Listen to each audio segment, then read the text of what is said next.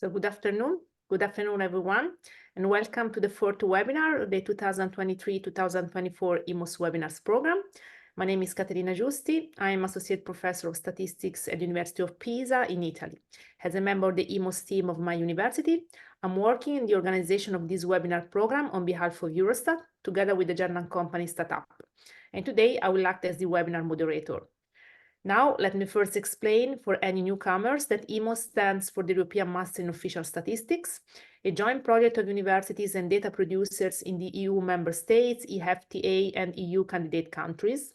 If your university is interested in applying for the IMOS label, please consider that the permanently open call for university is available on the IMOS dedicated page on Eurostat website.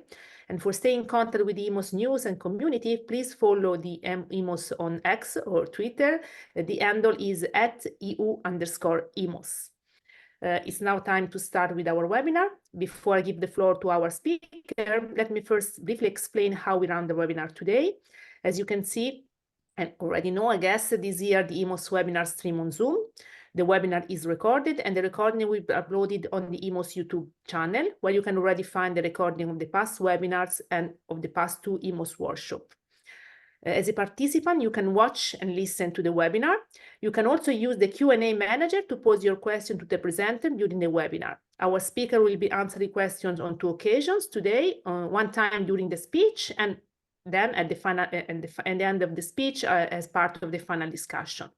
Should you have any technical problem or question, please send a message in the chat and you will be contacted by one of the members of the technical staff. So today I have the pleasure to host Professor Peter Lugtig. Peter is Associate Professor at the Department of Methodology and Statistics at Lugtig Universities, where he specializes in survey methodology, which includes inferences using a mix of survey data and big data, and the modeling of survey errors, and the use of sensor technology in smartphones. Next to his research, he has a passion for teaching, and thus is involved in several bachelor's, master's, and postgraduate courses about statistics and survey methodology. And I would say also about the IMOS. So today, Peter will present about smart surveys. So Peter, the floor now is yours until the first question break. Thank you, Katrina. Thanks everyone for joining. In the next hour, I want to tell you a couple of things about smart surveys. And although I will be the one delivering the message, the work that I'm presenting today is indebted to a lot of different people. So I will use a lot of examples of the work that we in Utrecht University do together with people at Statistics Netherlands. Barry Schouten is taking a leading role there.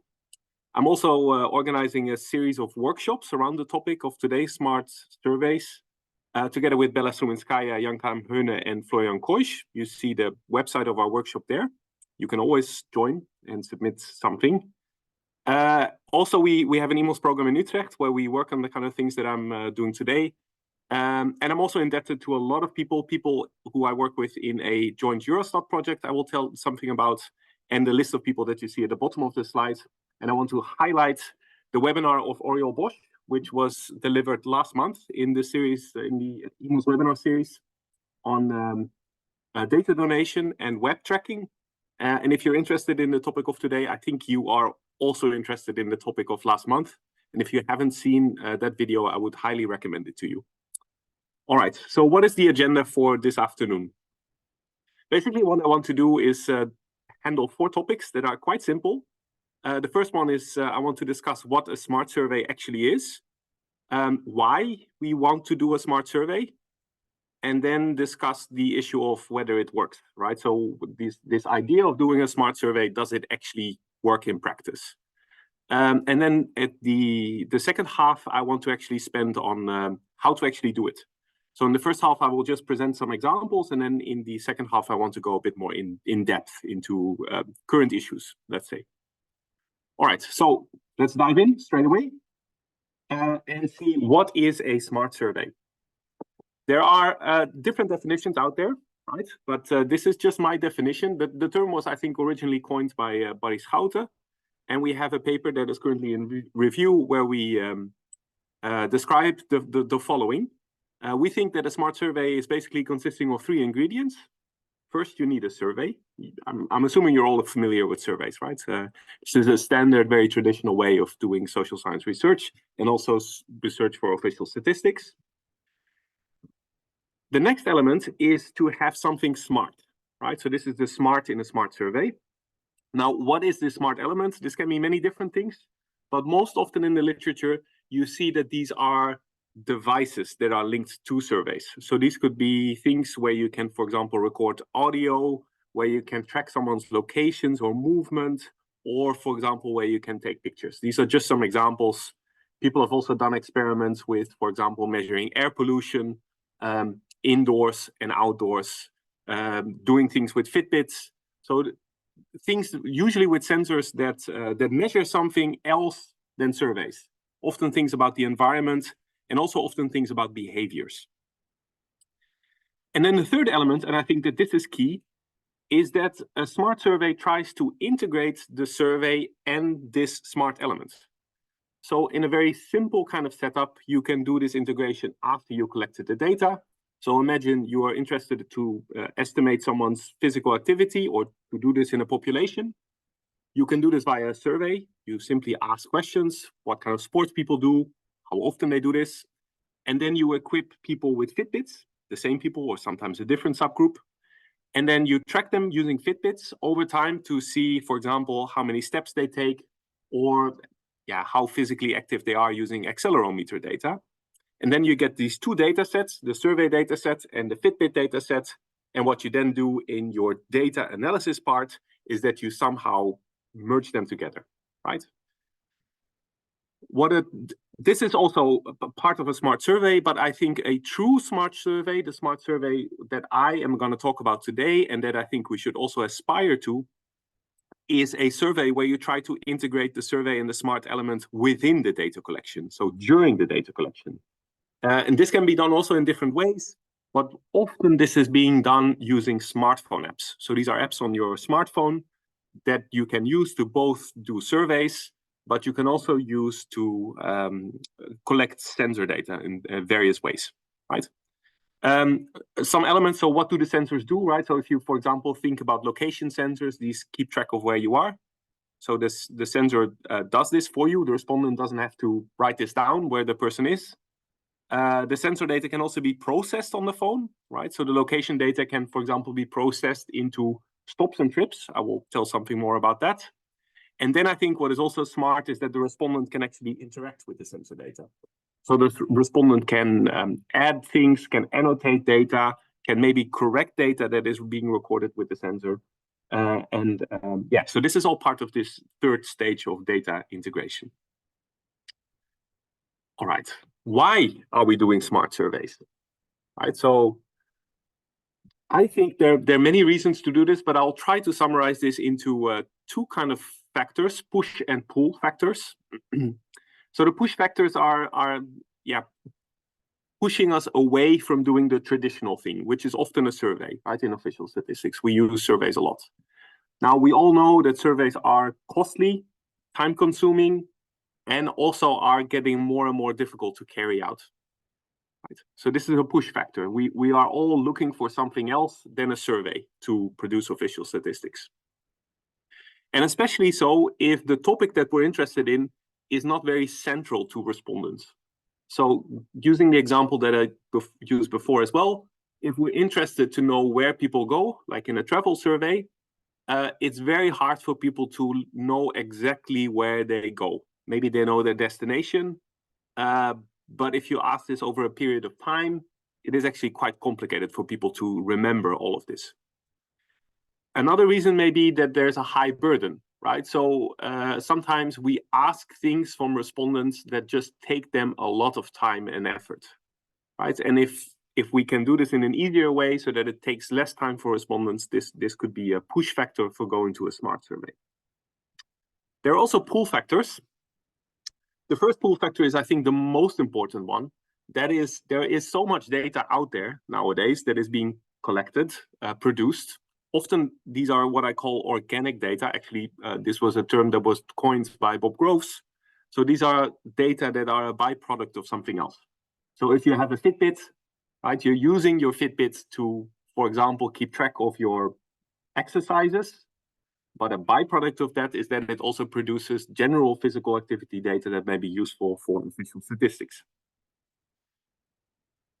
Another pull factor may be that some of the costs of collecting these data are actually quite low, right? Because these organic data are kind of a byproduct.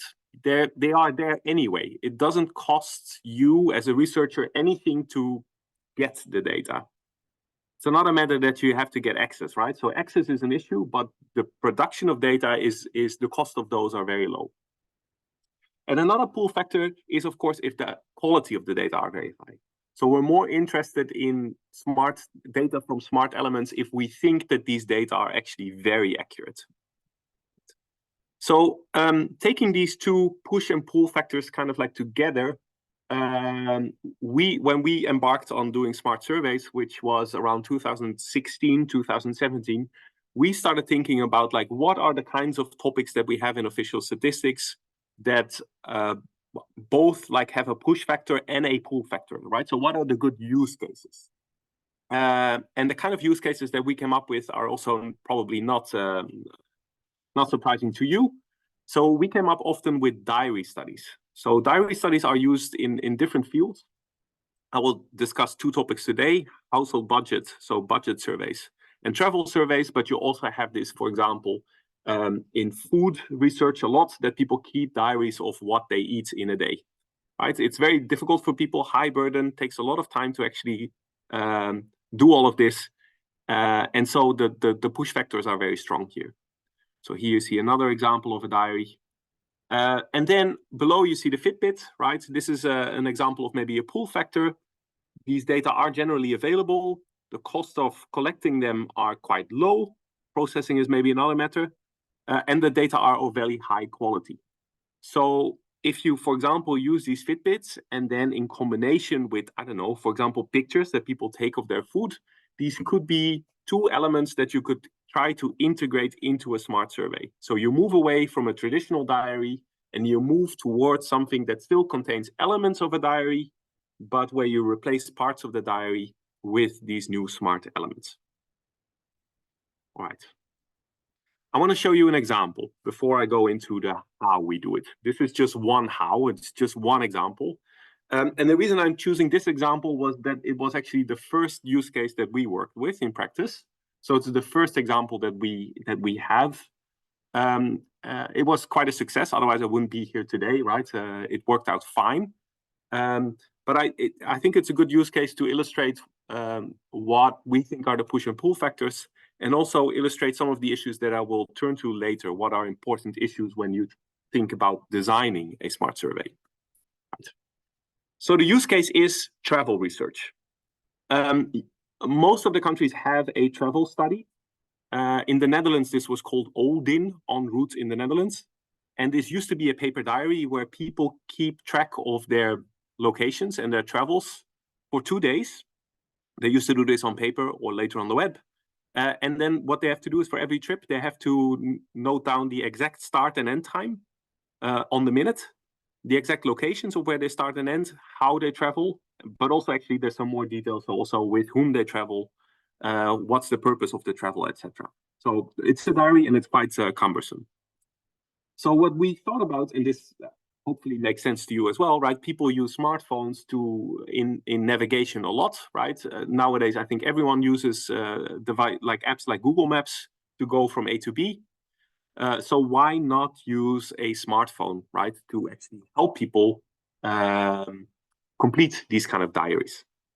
So the study that we did was called the TABI study. TABI was like the name of our app. And what the app did, so we asked respondents to install the app on their phone, and the phone would track people continuously for 1 full week. So this is actually for a longer time than a diary. And it would do this using a combination of Wi-Fi locations and GPS locations. And it would track people about every minute when people were stationary, so not moving, and about every second when they were moving, just so we could get a more fine-grained view of where people would move. All right, so how did we do this, right? So how did we embark on this study? We developed this app, the TABI app. The idea was that we would do everything ourselves. And when I say we, it's actually a team of programmers at Statistics Netherlands who developed this app. They did everything in-house so that there's transparency over how the app would work and also control over the kind of data that we would get in. The app was developed open source, so you can find the code and documentation on this link that you see here. And the idea was as well that we would do this in a modular way so that we would be able to recycle parts of the app for later apps. Right, so yeah, we also wanted the app to work on different devices and for iOS and Android devices. Okay, so what's the logic behind this? I'm going to show you a short video of a trip of a student of mine who lives in the city of The Hague, or he doesn't live there anymore. He used to live there. And he is traveling to the university in Utrecht. And this is the kind of travel that you also often do yourselves as well, right? So you see here someone traveling within the city of The Hague. This is actually a bike trip. I can tell you this. So the travel is not very fast, and there's sometimes some stops for traffic lights and stuff. You see now the student gets at the train station. There's something going on here in the trip, right? So there was a bit of a gap, and now you see a blue line, which is actually the train ride from Utrecht to from The Hague to Utrecht, with a stopover in the city of Gouda from the cheese and the stroopwafels. And here we get to the city of Utrecht, get to the station as well. You again see that something is going on, right? So these transitions from one transport mode to the other are difficult to pick up from the smartphone device. I will get into this a bit later. And then you see there's a trip from the train station to the actual university. So there were colors here, right? The trips were color-coded. Of course, these colors are not there automatically in the app. This is actually something that was done in post-processing, right? What we try to do is on this trip, we try to identify different parts of the trip. And then for every part of the trip, we also try to see what kind of mode of transport someone uses, because this is what the statistic we want to have at the very end. Right, so this is the logic. This is how the smartphone app would look like to respondents if they installed the app on their phone and they would let it run for a while. The app would actually populate a diary. So you see here, I'm going to just play here. Sorry, let me play here. So you see that this is a day, and you see here the day consists of stops and of trips. So trips are in between. And you see here there are pencils and green check marks. And then when there's a pencil, it means that the respondent can actually annotate this. So here you see in the video that I'm now annotating that I was at Utrecht Centraal, which is the train station. I'm just giving it a name. And then I go back to the diary, and you see that I now get a green tick mark. The day consists of stops and of trips, right? And I can annotate everything. I also see how far a trip was, etc. So this is all there, right? And the respondent can annotate this. So we wanted respondents to annotate, but it wasn't required. So respondents, it was fine for us if respondents just let the phone run, get the diary there, and then those were the data that we would be interested in. The annotations would, of course, be very helpful to us. The burden here is quite low, right? So the burden of actually completing the diary is very, very low, assuming that the data are correct, because the data are just there, and the only thing that the respondent needs to do is maybe label some data if the respondent desires. All right. So just to show you the kind of data that we would get to, this here you see a map of the Netherlands, and I'm hoping that this now plays. It's a bit heavy. Well, let's see, it will come.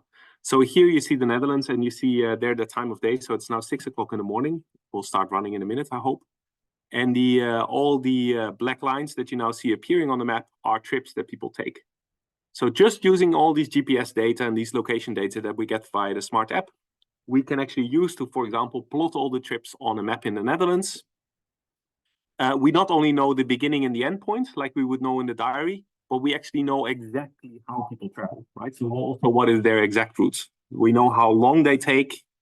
We know that if there were problems on the way, right, if they made a stopover, or even if there is a traffic jam, these data are incredibly rich, much richer than the traditional diary data. I'm just gonna pause it here. It's always nice to look at the map. I mean, you see a lot of the lines that you see are train rides or car rides. But if you look closer to, for example, the city of Amsterdam, if you know where that is, or some of the other cities, there are also lots of bike trips and walking trips as well. You don't see them so clearly, but they are there. You also see trips going abroad, etc. Right. So because this was in 2018, and we didn't really know how to do these kind of studies, So we just sat down and we thought, like, what makes sense? And that's the way we worked.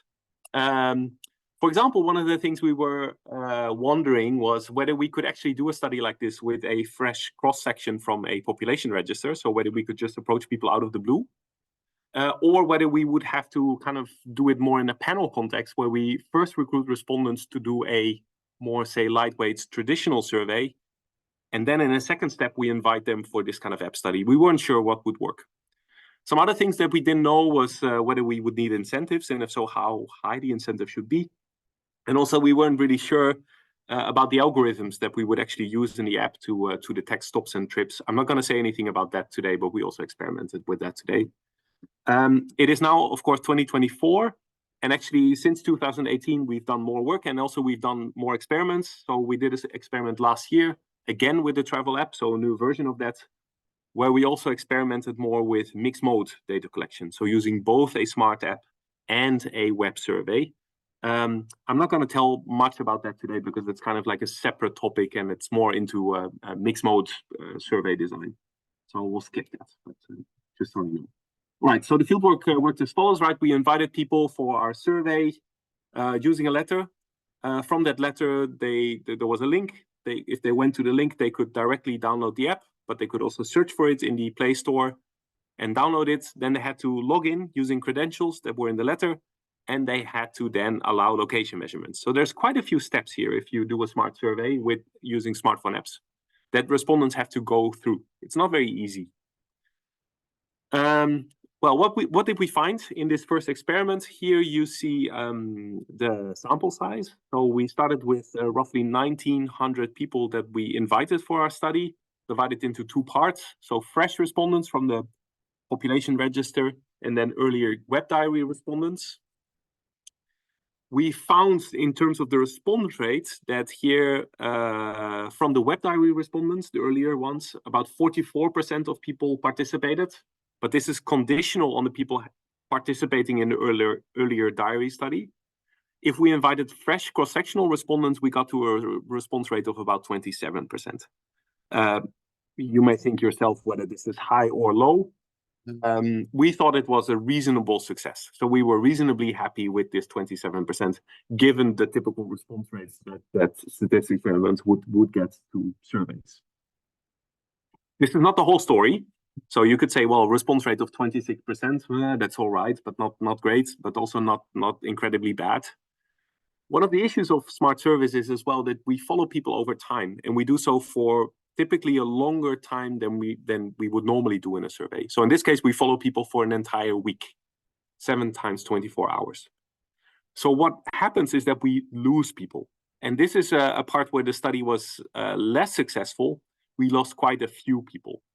One of the reasons for that was at the time when we did the data collection, we had the issue that iOS, the operating system for Apple phones, came out with a new version just a few days before we went into the field. And we discovered only later that there were some issues for those people that upgraded to the very newest version of iOS. Our app had trouble working. And so we had a lot of dropouts among these kinds of users. And then we also had dropouts later in the study. So people who send in data for one day, but then after some days, just leave the study. This is often for technical reasons. So often it is like their phone crashes or something like that. And then they don't restart the app anymore. But sometimes it was also because respondents just didn't feel like participating anymore. So in the end, are the complete responses, so people who really do the entire study for a week, is only 22% of our entire sample. Which is, again, yeah, not great. Also not super bad, but also not great. One of the advantages of doing these kind of studies in the Netherlands is that we have a population register, and the population register includes a lot of details about the people in our sample. So we know for everyone who we invited, for example, the age, what level of education they have, whether they have a driver's license, whether they own a car, etc. And what we did in a paper, and the reference is going to be there in a minute, is investigate non-response bias. So who are the people that participate in a smart survey? Here you see in this table the results of a logistic regression analysis predicting whether people register for the app. That's a yes, or a no, not register. And the numbers that you see are average marginal effect. So this is the difference in the predicted probability of participating. So just looking at the top row here where you see sample, we see that conditional on the other variables in the model, the fresh respondents have a 16% lower probability to participate than the people recruited from the web diary. If you look at the incentives, so we did an experiment with incentives. The 10 euro incentive is about 7 percentage points higher than the 5 euro incentives, and the 20 euro incentives adds another 3%. So this is all not so shocking, I think. What is quite shocking is that we find quite large effects for both age and level of education. So our app was really successful in getting young people in, which is surprising, right? Because this is often a difficult group, and was really had a lot of difficulty with older people, especially the over 65s. Another subgroup where we had a lot of trouble recruiting was lower educated people, or said in another way, people with a university degree were much more likely to actually participate in our study. And these effects are really quite large, like 20 percentage point differences between these different subgroups. So this was a problem in our first experiment. I mean, it was fine because it was the first time we did this, and it was just a finding that we now know and that we have to do something about. This is also one of the reasons why we are now exploring these kind of mixed mode options, because we find there are some subgroups that are really very happy to do these kind of smart surveys. They expect a statistical agency to be modern and offer these kind of things. But there are also some subgroups, older people, people with lower education, who like to do their surveys maybe using a more traditional way, so using a web survey or maybe even a paper survey. Right. Here's a reference if you want to know more. There's also some reference at the end of the presentation if you want to read more about what we did and these results. Now, I also want to turn to the actual results from the study, right? So in terms of the statistics that we produce. So here you see a very large table where you see in the rows different modes of transport that people use on a particular trip. So you see car trips, trips on foot, trips by bike, trips by train, etc., etc. There's lots of them, right? And this is what respondents actually labeled, right? So this is what respondents said they were using. And then you see here in the columns, you see some summary statistics per mode of transport. This is one way to look at the quality of the data, right? We expect trips on foot to be rather slow, and we expect trips by car to be very fast on average, right? And this is one way to look at data quality. We also see, if you go down the list, you see about halfway that there's some respondents who say there is a wrong measurement here. So we had some indications that there were some measurements that were not taken correctly. Respondents actually indicated that there was something off with the measure. And in our case, well, you see that we have 54 trips like that. And you may say, well, that's not a lot, but it's about as much as we have bus trips, right? Or trips by truck. So this is like a large truck. So it's still overall, it's maybe not a lot, but it's still a relatively high group of people where we find some problems. All right. What we can also do, and that's very nice, we asked respondents to label, but not everyone did, right? So we find that about 2/3 of all trips were labeled, 1/3 was unlabeled. So what we can do is also look at the difference between the labeled and unlabeled trips, right? Do we find differences? Are people more likely to label certain types of trips? And indeed, that's what we find, right? So we find that people are more likely to label the trips that we think are very salient to them. So car trips, you see about halfway, 51% of car trips are labeled, 35% of the unlabeled trips are car trips, right? So of the labeled trips, 51% are car trips, and of the unlabeled ones, 35% are car trips. On the other hand is bus trips, right, that are not very well labeled, and also trips on foot. People also do not label them as well. What we can also do using this data is actually compare these data to some of the traditional diary data. And we did that as well, right, to actually see, does it make a difference if we use these new data to the old data that we would produce using a diary. And there we also find quite large differences in the sense that the app is much better at recording shorter trips. So the median duration of a trip is much lower in the app, and also the median distance and the trips that are a very short distance. They're all much more present in the app data. And we think that this is a good sign because we know from earlier research that in these paper diaries and web diaries, people underreport the very short trips. For example, when people just go to the local grocery store to get some shopping. This is what they then forget to indicate in the web diary. And the app is much better at this. So this is are all indications that the data that we're getting are relatively good, and in some cases better than using the old version. There are also some things that we find hard to write. So, for example, the walking trips, and we also see a difference in train trips that we find much harder to actually explain in a good way. It could be random, of course, as well, right? Why do we find more train trips now in the app than using the old diary study? This is what we don't know, but it is a significant difference that we find. So, does this work, right? So we had this point after the 2018 study where we sat together and said, like, well, is this good enough to actually continue all this work? And we said yes. Respondents can be freshly recruited into these smart surveys.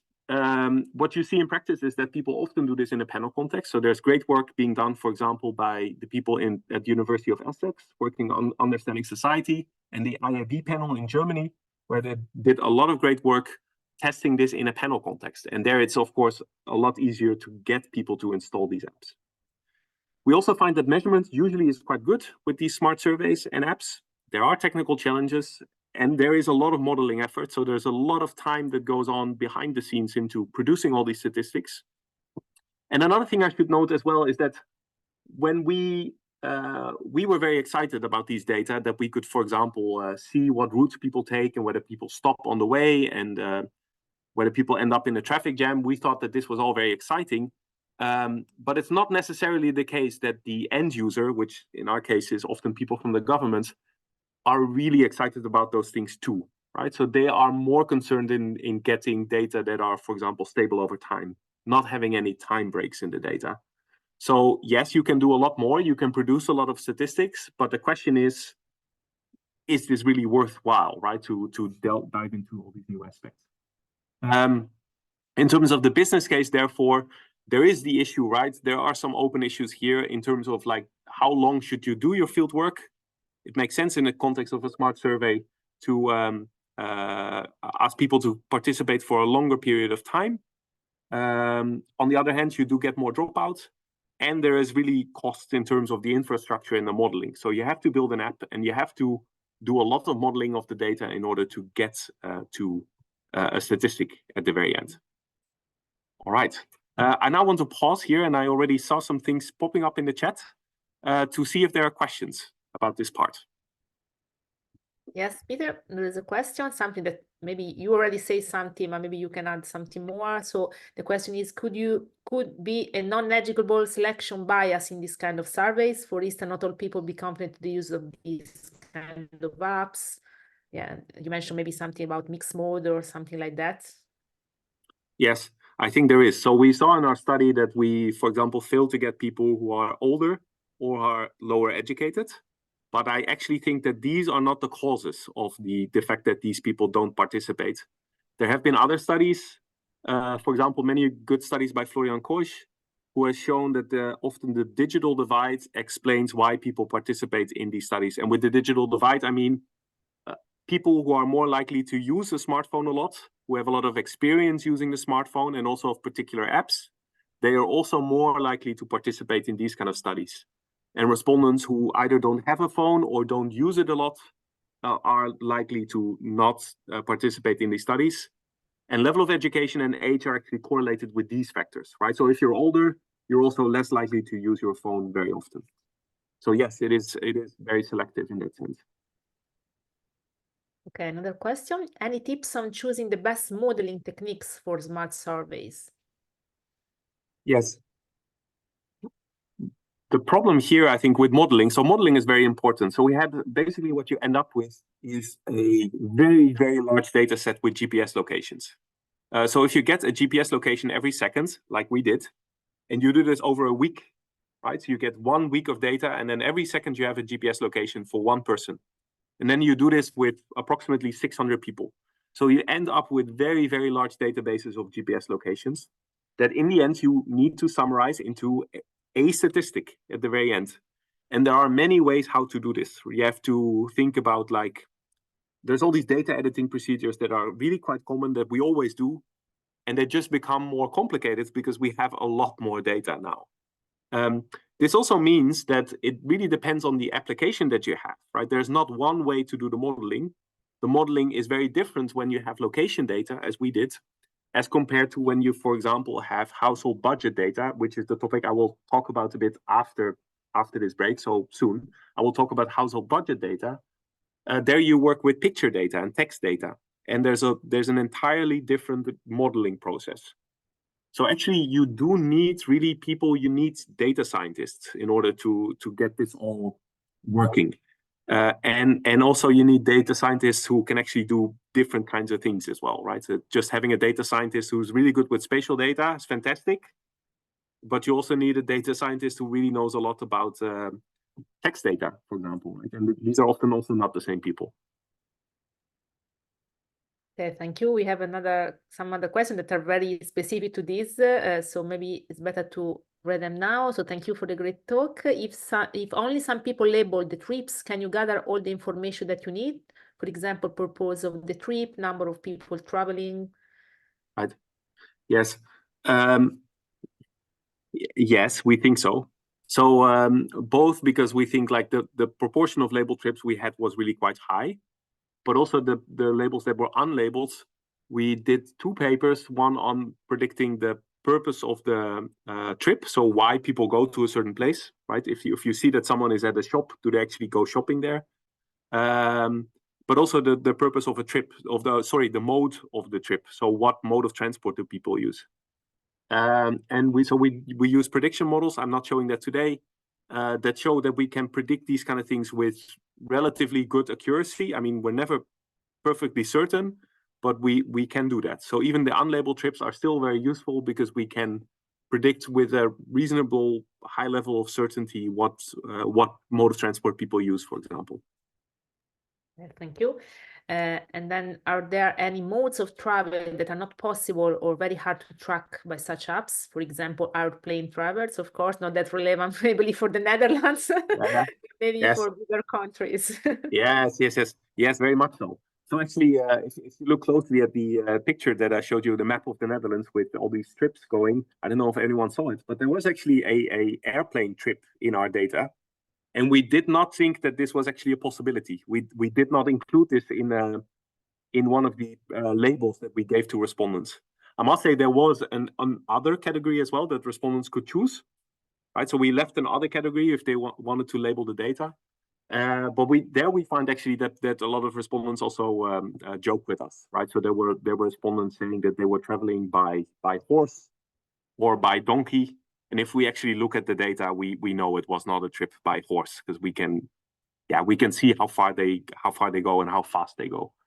But yeah, you have to think about this very carefully about these modes of transport. And what is also quite difficult, for example, nowadays is that you have a lot of what I would call are maybe mixed things. So, for example, you have a bike and you have a moped, but now you have electric bikes or you have electric steps or these kind of things.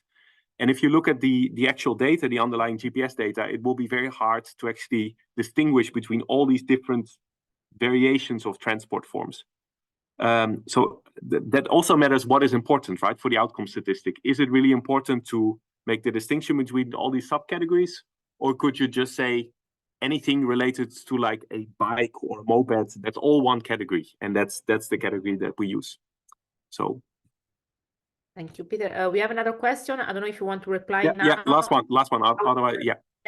How did you examine the mixedness in your research, missing data? Because I think you can use some modeling, as you were mentioning.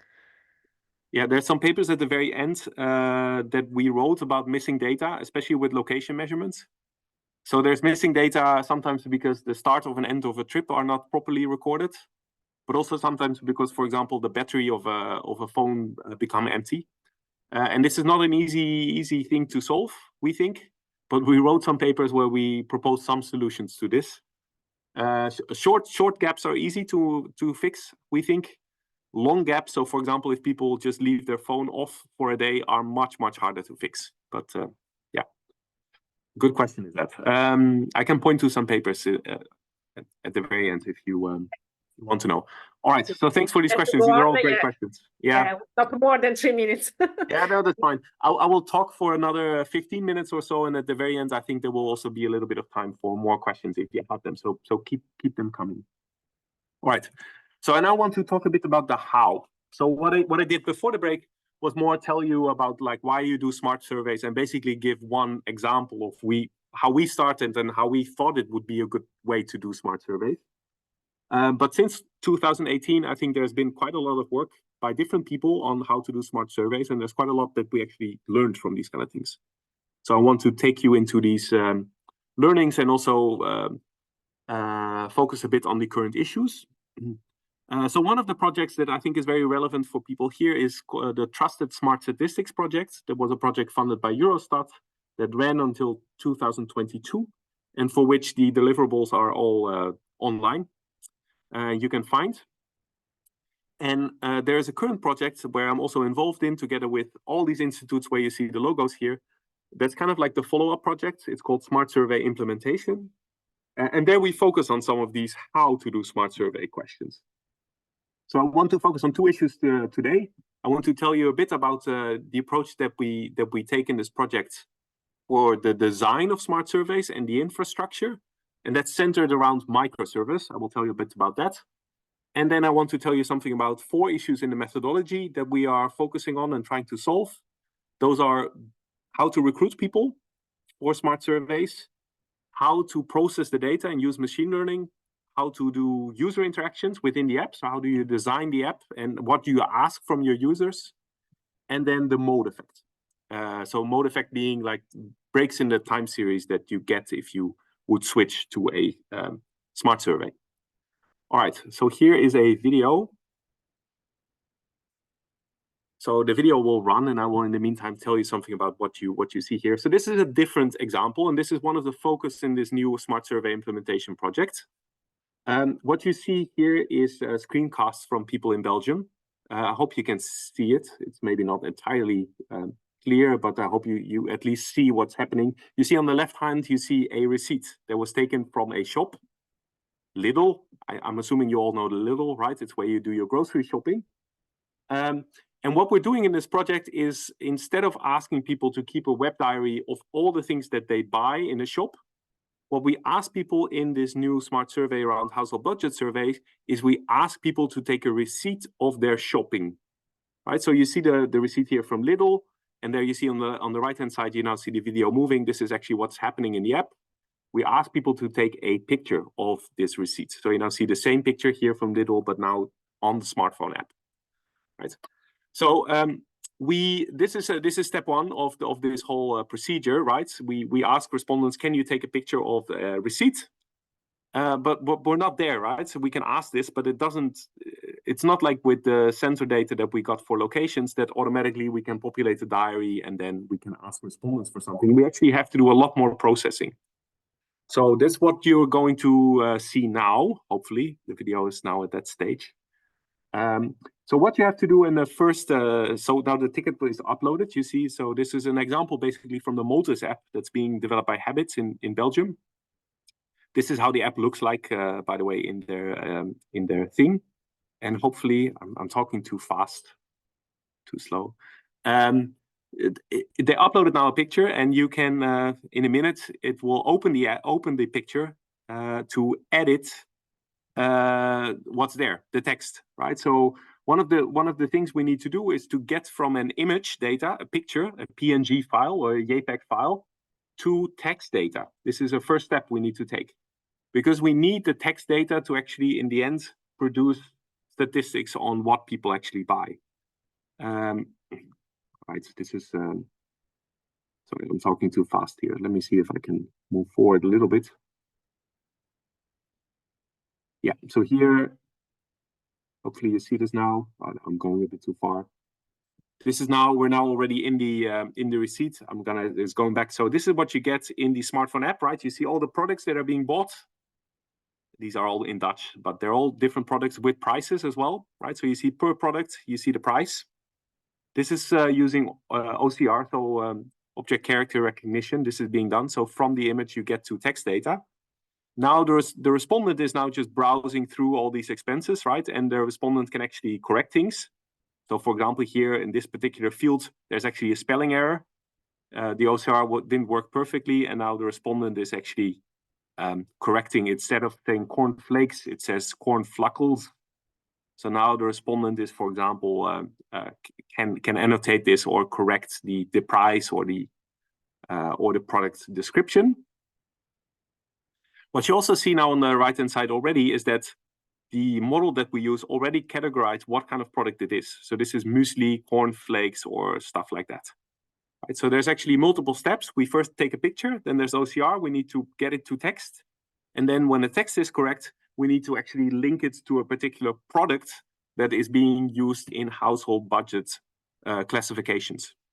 Okay, I'm gonna pause the video. So, yeah, okay. So what is central to this project that we're doing now is that actually this is a lot of work, right? We need first to classify image. We need to get the text from the image, and then we need to link the text to an actual product, what is being bought. And because these apps in the household budget survey is being done in all the different European countries, what we don't want is that every country has to develop its own app and has to develop its own infrastructure for this. It plays again, sorry. Pause it. So what we try to do is work through something called microservices. So all these different steps of doing the object character recognition or also linking to these Koikop data are kind of like standalone pieces of software that we are developing in this project, and that will be available for everyone to use later on. And that can also be integrated into different kinds of apps. So the idea is really that we're developing some of the infrastructure in such a way that it's actually reusable later. I will return to this topic in a minute because I want to explain also what is difficult about this. I also wanted, so this relates to the methodology of how to do it. So using the literature and also using earlier findings from this Trusted Smart Statistics survey program, we know already, and these are some things that we're trying to tackle in this project about what works and what doesn't work in terms of getting people to participate. So there are two things that are important here. Things that you do in the survey, so survey design characteristics, or I should say maybe smartphone app design characteristics, and respondent characteristics.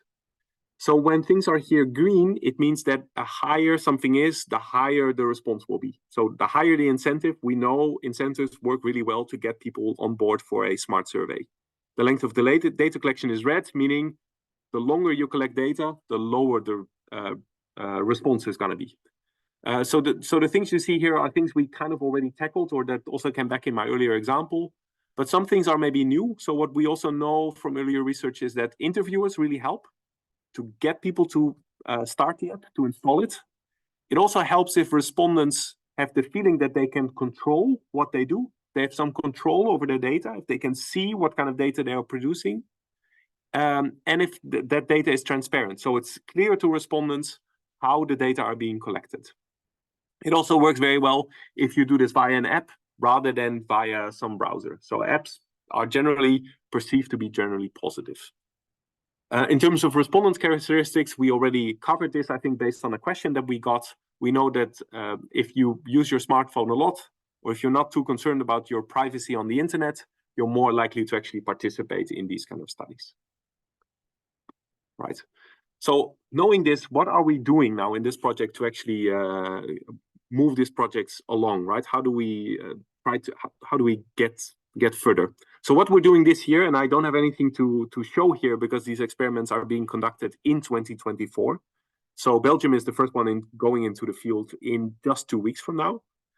We're doing a series of experiments in different countries around smart survey apps. So this is all centered around the household budget survey or also the time use survey, where we're focusing on how do we get people to install an app. we're varying different incentives. So we're doing experiments with different levels of incentives. We're also doing experiments with reminders sent by mail, but also through the app. So we're doing push notifications, for example. What we're also doing is we're using secondary modes now. So we know that a smartphone app alone works okay, but you're missing out on different socio-demographic subgroups. So we're using web and then mail as secondary modes after the smartphone app to try to see if we can get people in that way. So these experiments I can't tell you anything about, but maybe next year I can do that. The second topic in these smart surveys is machine learning. Here, using again the household budget as an example, there are different steps where we need to process data. So if respondents take a picture of their receipt that they bought, of their shopping, we need a method to actually judge whether the picture is good enough. Because if the picture is of really bad quality, also the text classification is never going to work. The picture has to be of reasonable quality, otherwise it doesn't work. But we need to judge in the app whether the picture that the respondents take is good enough, yes or no. And if it's not good enough, we need to ask respondents to, for example, retake the picture. Then, in a second step, right, we need to get from the picture, get the text data. There are things that may go wrong here as well, right? So maybe the picture is good enough at first sight, but when it comes to classifying a text, it's not good enough. So again, here, how do we do this, right? How do we judge when this classification is good enough? And do we feed it back to respondents? Or when do we say, okay, this is probably not good enough, the text, we need to do something extra. Then in a third step, right, we need to separate these receipts into different elements. So we need to know what is a product, what is a shop that's being bought, what's the amount, so how many things are being bought, what's the price. And then in the fourth step, we want to link this to COICOP classifications, which are used to produce official statistics on household spending. So all these elements actually involve machine learning in some way, right? And all these steps, we need to take decisions on when is the machine learning good enough. And frankly, this is ongoing work. We don't know yet when something is good enough. But this is one of the goals of the project, to establish guidelines and to also ensure that other countries know and can learn from this for their own applications. Right. So these are the kind of questions that kind of come out from this machine learning that we can then also sometimes solve by involving the user. Right. So, for example, if we see that the picture that the respondent takes is not good enough, right? There's not enough contrast. It's very dark. We cannot see the text. What do we ask respondents? How do we communicate this back? What do we see if there are some errors in the text that we get? Do we then say to respondents, well, part of this receipt was not very well scanned, we think. Could you please still add these details manually? Right? So do we go to this kind of old-fashioned way to conduct surveys? Yes or no? And how do we do this? So this is also one of the things we're testing in a more qualitative way in this project. We're testing out different ways to do this, how respondents react to this, to actually get to an optimal process here. And then finally, the final focus of this project in terms of methodology is we're focusing on what are called mode effects. So for those of you who know about mixed mode surveys, it's quite common there that you have mode effects. People respond differently in different modes. And you also have this idea that this problem that if you offer different modes, you get different people to participate in both modes. So it's very similar in smart surveys. But we do think that we need a secondary mode, if only because we're otherwise missing particular subgroups. And all of this will lead to what we think are breaks in the time series. So if you move to a smart survey from an old-fashioned diary study, you will get changes. And one of the goals of this project is to actually document the size of these changes and also how to do it. So this is all ongoing work again in this year and next year. So next year we'll be able to tell you a bit more about that. All right, so we're at the end. I think we have a few minutes left for questions. Here are some of the references that I used throughout my presentation. So on earlier slides, you can find them here. And if you want to know more, you can also always send me an email or go to my websites to find some of the outputs that I listed before where I was involved. All right, time for questions, I think. Thank you, Peter. Yes, we have already one. Trust is essential for people to use our products. So could you tell more about the trusted part in trusted smart statistics? In particular, how do you assume the passive trait of reliability of trustworthiness of quality smart statistics will be actually and actively trusted by people, the public, etc.? What mechanism is assumed? A bit of context in trust research. It is much discussed that trustworthiness, reliability in itself is not enough to build trust, and people may often trust the untrustworthy and vice versa. You can also read the question. All right, yeah. I've opened it myself. Okay, yes. Oh gosh, this is a difficult question. I'm not sure if I can give a good answer to this. Let me just say a few things. I'm not sure if it's going to answer your question. So what I always find a bit perplexing myself is that people use smartphones a lot, right? I think the penetration of smartphones is very high, and people use all kinds of apps that collect a lot of sensitive data about people, and their trust is apparently not a huge issue. So just to give one example, I don't want to single out one company, but Facebook, for example, right, collects a lot of data that are very privacy sensitive, but a lot of people would still use it. I know very few people that would categorically refuse to use any products of Facebook, like Instagram or WhatsApp or Facebook itself. So I always think that this is a bit of a puzzle with trust, right? I agree that trust is really essential for official statistics. It is really very important.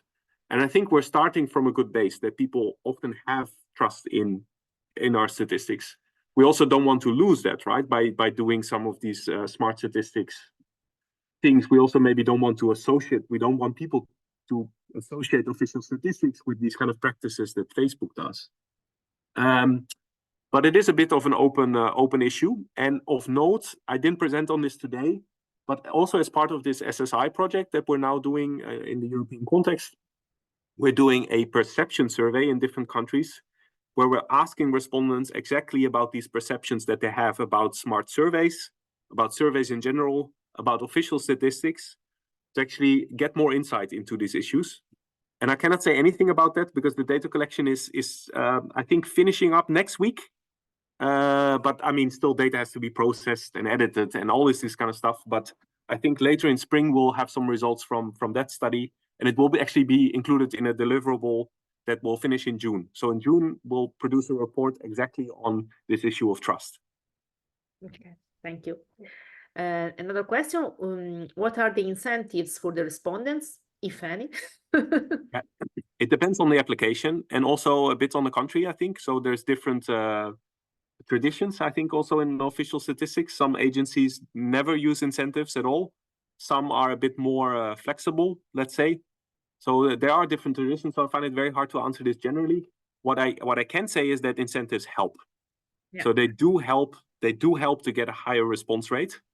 And my personal opinion is also that incentives are a good idea. I think in terms of valuing respondents, if we really mean it, that we value our respondents, I think one way to really show that is by actually giving them an incentive. Then the incentive is not so much an encouragement to participate, but more a reward for their time. But that's my personal opinion, and I know there's lots of ethical and legal issues around this, and people in different countries think differently about this, and yeah, it's a sensitive topic in some ways. Yeah, and there's also another question that is also a suggestion in this. I think that it would be nice incentive to let people use the app for making their own statistics. For example, in a household budget during and after the study. Do you have this idea? Is that? Yes. So if you looked at the app, I didn't say this, but if you looked at the app, yes, it would show this to respondents, what kind of categories people would spend their money on, right? For example, on clothing, on food, on all these sort of broader categories. It does give it feedback on respondents, but only about their own data. So not about other people's data. And we've had discussions, for example, about doing this. So to say, this is how you spend your money compared to the general population in the Netherlands or compared to people of your age or something like this. So to give them feedback as well. But so far we have not done that because on the one hand, it's also very difficult to all process this on the go. right? That's already very complicated, but also we're not sure what the actual benefits of that would be, and we think there are also quite a few risks of using other people's data, even at a very aggregated level, and feeding that back to respondents. So we have running short out of time, but we have another question. Have you found any differences between apps which need to be installed and may cause burden and progressive web apps that can be accessed from the browser? Yes, we have. So progressive web apps are generally easier to install, we think, or at least more flexible to use. But they don't offer the same opportunities in terms of, like, for example, processing. If you try to get sensor data and you want to do some processing on the phone, it's much more difficult to do this via a progressive web app. So we are in this project also using both. We're using apps and we're using some progressive web apps, but I think in the field generally people are tilting towards using apps and not progressive web apps, because an app brings you much more flexibility in terms of what you want to do, in terms of processing, in terms of interaction with the respondents. You can send them reminders via push messages, for example. That is very hard to do in progressive web apps. Thank you, Peter. We have also some people that thanks you for the presentation. I have just another question, more a suggestion, since there are also many professors from IMOS courses here. So how you think? I think these are important also issues to be addressed in our IMOS courses. So do you have any suggestion? You cover these in your survey courses, or yeah, how do you do that? If you your IMOS students in these topics. Yeah, we do cover it a bit in the courses, not so extensively, to be honest, because it's all relatively new work. Yeah. But more importantly, I think a lot of the work that I presented today was actually work that was partly done by IMOS students who are doing their internship and working on these issues as well, which I think is fantastic. Yeah, I think at some point, I think this just takes a bit of time. In terms of education, we're often a little bit behind on the research. I think that's fine, to be honest. I don't see much of a problem there. I do think that that internships and these kind of things are the way to go. I think that's super useful. Students are also very excited to really work at some of these very exciting problems. So I had a student, for example, working with his GPS data, and then he was just working on that for an entire year, right? So to classify all these trips and to do all of that kind of work. Can you maybe also for the master thesis then sometimes? Yeah. Yeah. So typically we do this. So the thesis, the internship, and the thesis is then connected often. Depends also. Not all IMOS programs are set up in the same way, but here in the Netherlands, this is how we do it. Very nice for for your program, I guess. Okay. So thank you. We need to close. Thank you. Yeah. Thanks a lot. Yeah, for this very interesting presentation. Many thanks, of course, also to all our participants who join us today. As participants, you are invited to fill in a short survey about today's webinar. The survey will open in your browser just after the end of the Zoom meeting. If you don't have time right now, you will receive a link by email to fill in this survey later on. We really appreciate your feedback to further improve the webinars. So our next webinar is scheduled on March the 13th, when Michael Ronsis from Statistics Flanders and Talita Grayling from University of Johannesburg will present on national sentiment statistics through social media, obstacles and opportunities. So something that is still maybe linked to this idea of using new kind of data for producing statistics. And for these and future webinars, please keep an eye for our website, imos-events.com. So thank you again, Peter. Thank you to everybody and have a nice evening. Bye.